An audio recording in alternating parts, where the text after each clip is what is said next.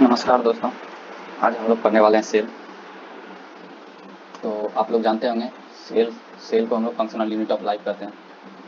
तो सेल का डेफिनेशन होता है cell is a functional and structural unit of life which has ability to replicate. Replicate का मतलब होता है अपने आप में ग्रोथ करना। जैसे 1 से 2, 2 से 4, 4 से 8, 8 से 12, ऐसे कर करके खुद को रेप्लिकेट करते रहता है। इसमें ये एबिलिटी होता है रेप्लिकेट करने का। आपको पता होगा सेल सबसे स्मॉलेस्ट यूनिट हम लोग के बॉडी का सेल है। सेल एक सेल एक सेल ऐसा होता है, बहुत सारे सेल एक जगह ऐसे बनते हैं, इसे हम लोग क्या कहते हैं टिश्यू। और बहुत सारे टिश्यू मिलके एक ऑर्गन का फॉर्मेशन करते हैं, और बहुत सारे ऑर्गन मिलके एक बॉडी का। तो हम लोग टिश्यू अभी रहने देते हैं, टिश्यू बाद में करेंगे। आते हैं सेल पे। All the living thing are made up of cell.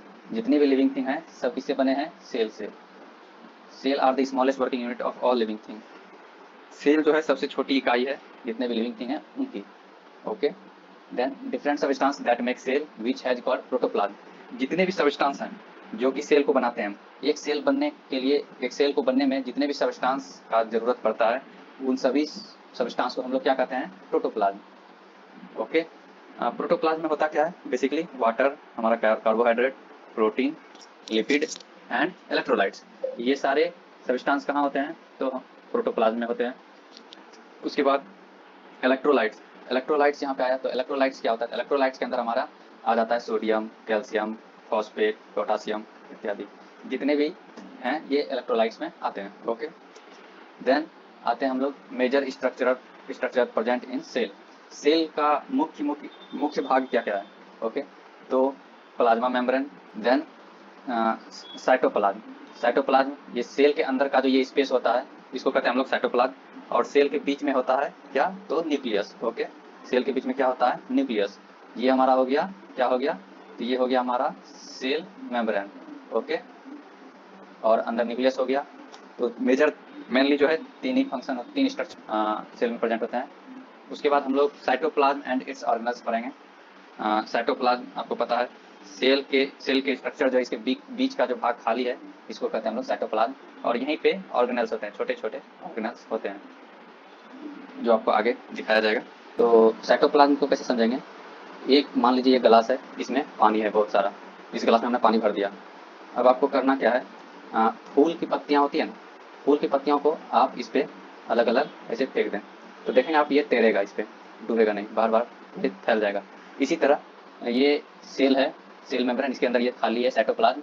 Okay. और ये साइटोप्लाज्म के बीच में जो है इधर उधर ये बहुत सारे ऑर्गेनल्स हैं। ओके। तो साइटोप्लाज्म क्या होता है? Thick gel like semi transparent fluid that found in both plant and animal cell. दो टाइप के सेल होते हैं, प्लांट एंड एनिमल, ये दोनों में पाया जाता है। साइटोप्लाज्म ये ट्रांसपेरेंट फ्लूइड से बना होता है, इसके अंदर एक फ्लूइड होता है जो ट्रांसपेरेंट होता है और जेल लाइक होता है। ओके। उसके बाद क्या है? Bonded by the plasma membrane and contains many organelles in a eukaryotic cell. Eukaryotic cell आपको पता है, इसको हम लोग एनिमल सेल भी कहते हैं। ओके। अब इसको हम लोग एनिमल सेल भी कहते हैं। उसके बाद ये जो है क्या होता है? तो प्लाज्मा मेम्ब्रेन से घिरा हुआ होता है। आपको अभी बताया हमने, ये प्लाज्मा मेम्ब्रेन, इसके अंदर साइटोप्लाज्म होता है। तो साइटोप्लाज्म किससे कवर होता है? प्लाज्मा मेम्ब्रेन से। ओके। प्लाज्मा मेम्ब्रेन क्या करता है? हमारे साइटोप्लाज्म में जो ऑर्गेनल्स है उसकी क्या करता है? रक्षा करता है। देन हम आते हैं ऑर्गेनल्स में। ऑर्गेनल्स कितने होते हैं इसके अंदर? तो देखते हैं करके। माइटोकॉन्ड्रिया, एंडोप्लाज्मिक रेटिकुलम, इसमें दो आते हैं, एक रफ इंडोप्लाज्मिक रेटिकुलम, एक स्मूथ इंडोप्लाज्मिक रेटिकुलम। ओके। उसके बाद आता है प्लास्टिड जिसके अंदर क्लोरोप्लास्ट एंड क्रोमोप्लास्ट आता है। Leucoplast, ribosome, Golgi apparatus, lysosome, vacuole. इतने होते हैं। कम से कम आपको 5 याद करने हैं, 5 एग्जाम में आप लिख दीजिएगा तो हो जाएगा। फुल फॉर्म इसको याद रखिएगा, DNA and RNA. Deoxyribonucleic acid and RNA का मीन्स राइबोन्यूक्लिक एसिड। ओके। यहाँ पे नोट में लिखा हुआ है each organelles is bonded by a lipid membrane. जितने भी ऑर्गेनल्स हैं ये किससे बॉन्डेड घिरा हुआ है? एक लिपिड मेम्ब्रेन से।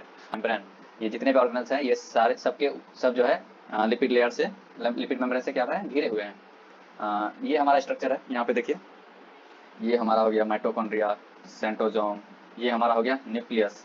अब इसके बारे में पढ़ेंगे आगे। ये हमारा हो गया endoplasmic reticulum, ribosome, Golgi apparatus, cytosol, autophagosome, cytoskeleton, chromo membrane, lysosome और पेरिक्सोसोम एंड इंडोसोम, माइटोकॉन्ड्रिया। ऐसे ये हैं ऑर्गेनेल्स, ये सारे क्या हैं ऑर्गेनेल्स। सेल का 3D आप देख सकते हैं, ये सेल का पार्ट है जिसको हम लोग ने हाफ कट कर दिया है ताकि आप लोग को अच्छे समझ में आ सके। तो देखते हैं, ये हमारा सेल हुआ, सेल मेम्ब्रेन, ये जो स्किन कलर में दिख रहा है आपको क्या है, सेल मेम्ब्रेन है। ये देखिए ये है सेल मेम्ब्रेन। ये सेल मेम्ब्रेन किससे घिरा हुआ है, सेल मेम्ब्रेन के अंदर ये क्या हो गया, ये आपको जो रंग अलग अलग कलर के दिख रहे हैं ये हो गया आपके ऑर्गेनल्स। ओके, देन ये आपको देख रहे हैं ये वाटर कलर, ये हो गया आपको क्या, साइटोप्लाज्म, जो कि लिक्विड से, लिपिड लेयर से घिरा हुआ है। ओके, तो आपने जो अभी ऊपर पढ़ा था सेम वही है। देन देखते हैं, ये रहा हमारा न्यूक्लियस। ओके, तो न्यूक्लियस का काम क्या होता है, store the cell's genetic information. ये क्या करता है, तो हमारे जेनेटिक इंफॉर्मेशन जो होता है हमारा डीएनए, जिसको हम लोग कहते हैं डॉक्सी राइबोन्यूक्लिक एसिड, ओ सॉरी, इसको क्या करता है, स्टोर करता है। And control all cellular activities, और जितना भी सेलुलर एक्टिविटीज होता है उसको कंट्रोल करता है, जैसे ग्रोथ एंड रिप्रोडक्शन, ग्रोथ और रिप्रोडक्शन को ये क्या करता है, कंट्रोल करता है। देन हम देखेंगे, ये हो गया हमारा न्यूक्लियस, देख लीजिए ये ऐसा होता है। ओके, देन हमारा कौन सा है, ये इंडोप्लाज्मिक रेटिकुलम है। ओके, इसका फंक्शन क्या होता है, involve in the synthesis of protein and lipid and also help in the transport of molecules within cell.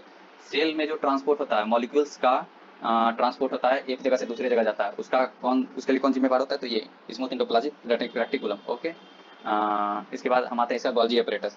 तो ये रहा हमारा गोल्जी एपरेटस, देखिए इसको, गोल्जी एपरेटस हमारा ये है। ओके, तो गोल्जी एपरेटस क्या होता है, तो Golgi apparatus process sorts and package protein and lipid for transport to different destination within outside of the cell, within और आउटसाइड ऑफ द सेल। मतलब इसका फंक्शन क्या होता है ना, ये पैकेज प्रोटीन और लिपिड को जो है पैकेज होता है, इसका काम करता है ट्रांसपोर्ट के लिए जो है, सेल के अंदर भी ट्रांसपोर्ट कराता है और सेल के बाहर भी ट्रांसपोर्ट कराता है।